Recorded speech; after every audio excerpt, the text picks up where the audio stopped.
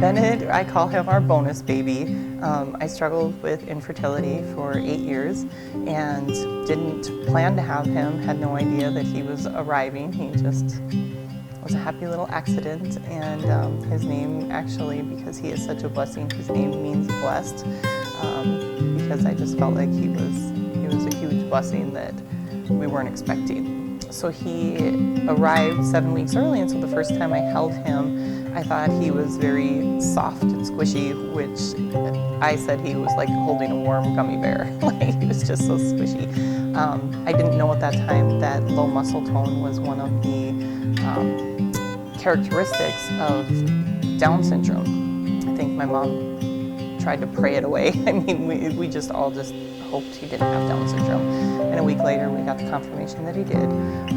And it took me a long time to kind of wrap my head around that. But then when they told us that he had to have open heart surgery, that, really made me think, okay, Down syndrome is not the worst thing in the world.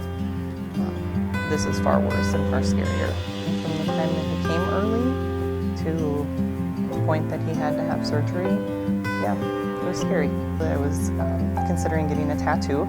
There's a very common tattoo in the Down syndrome world of 3 arrows. It was created by designer Micah May, and it's become known as the Lucky Few tattoo. And it's 3 arrows that represent moving up and moving forward, being stretched to limits that sometimes are beyond what we even can bear, but then bouncing back and moving forward. And so when I was considering getting that tattoo, I was talking to a friend over lunch, and she said, why don't you do something more bold? And through our conversation, the idea of a ring came about.